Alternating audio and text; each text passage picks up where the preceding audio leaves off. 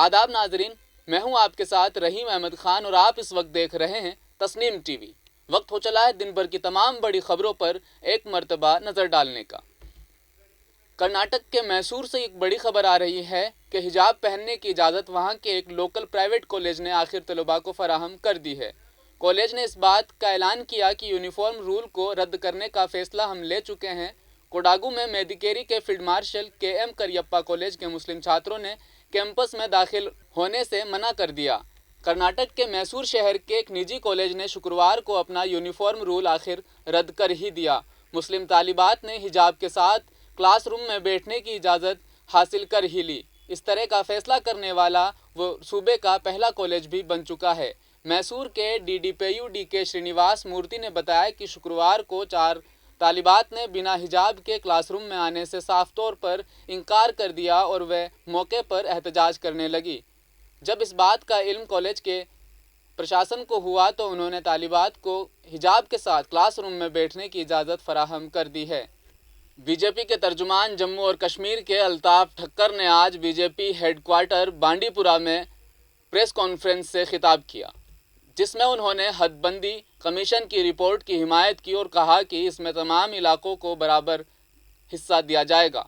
उन्होंने मज़ीद कहा कि हदबंदी रिपोर्ट आबादी की बुनियाद पर नहीं बनाई जाएगी बल्कि दीगर पहलुओं को भी इसमें मद्देनज़र रखा जाएगा और उसी के साथ रिपोर्ट को तैयार किया जाएगा। इस मौके पर उन्होंने सहाफ़ियों के एक सवाल का जवाब देते हुए कहा कि भारतीय जनता पार्टी हिजाब के मामले की हिमायत करती है और हम ये भी मानते हैं कि मज़हब में किसी ज़रूरी चीज़ पर पाबंदी नहीं होनी चाहिए। साथ ही उन्होंने ये भी कहा कि मुख्तलिफ रियासतों में आइंदा इंतखाबात के पेश नज़र इस मामले को तूल दिया जा रहा है। उन्होंने कहा कि भारतीय जनता पार्टी जम्मू कश्मीर को रियासत का दर्जा देने के लिए पुरज़्म है, जिसके लिए वज़ीर आज़म और वज़ीर दाखिला ने कश्मीर की आवाम से वादा भी किया था।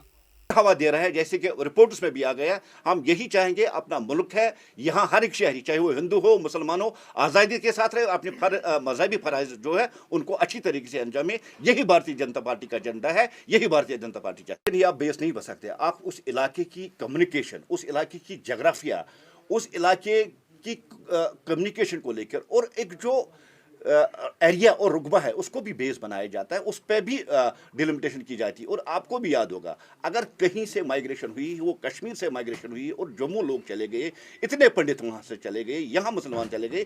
इसलिए 2011 की सेंसस के बाद जम्मू के हालात बहुत बदले और वहाँ की आबादी में बहुत ज़्यादा बढ़ोतरी हुई।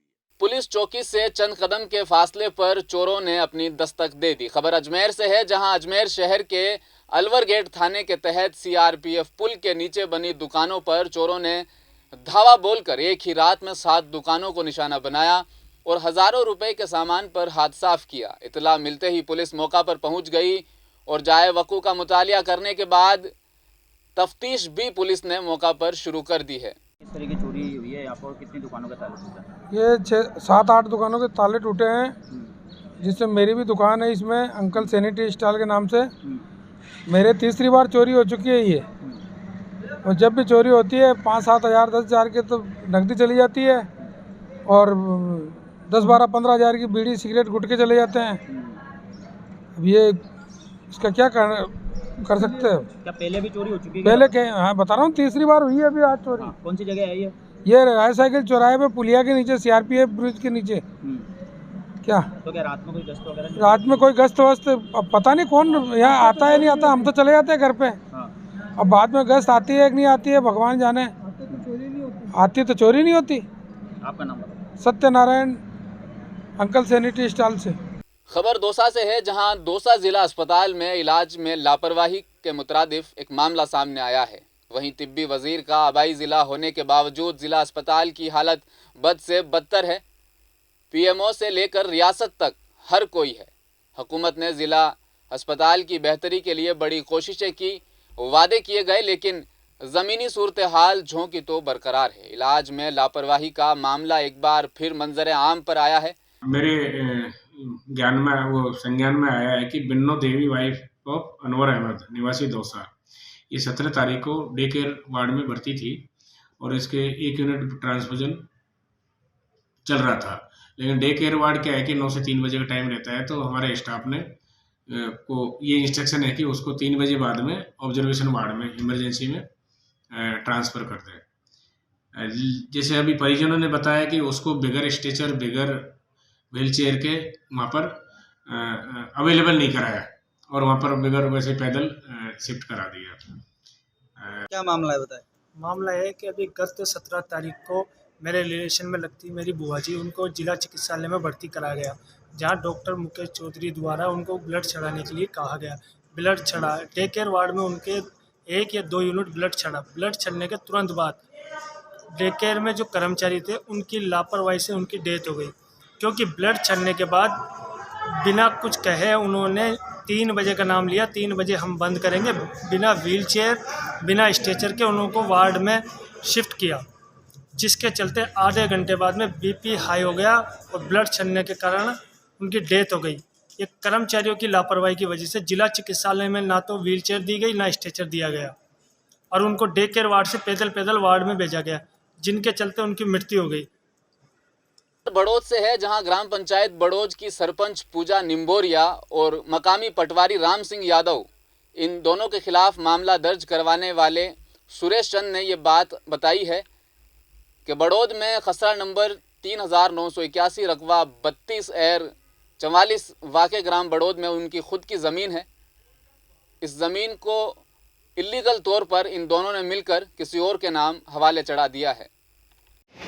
बड़ौद सरपंच राजकार्य में बाधा कागजातों में छिड़काने का लगा आरोप, बेड़ थाने में मामला हुआ दर्ज। आपको बता दें कि बड़ौद सरपंच के खिलाफ कागजात में हेराफेरी व अन्य मामलों में राजस्थान यूनिवर्सिटी में आरएसएस की मेन इम्तिहान की तारीख बढ़ाने के मुतालबे पर उम्मीदवारों की कारकर्दगी का सिलसिला जारी है।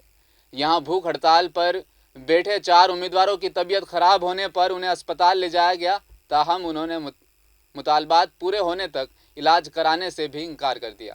दरअसल Rajasthan public man RS service commission 26-25 फरवरी को इम्तिहान मुनक्किद करने जा रहा है, जबकि एहतजाज करने वाले उम्मीदवारों का कहना है कि निसाब में काफ़ी तब्दीलियां की गई है, इसलिए उन्हें तैयारी की और मोहलत दी जाए। इसलिए वो इम्तिहान की तारीख को बढ़ाने का मुतालबा लगातार हुकूमत से कर रहे हैं। नोटिफिकेशन के साथ इन्होंने सिलेबस नहीं दिया, तो सर प्री तो करा लिया। प्री में तो क्या होता है, क्वालिफाइंग होता है, एमसीक्यूज आते हैं।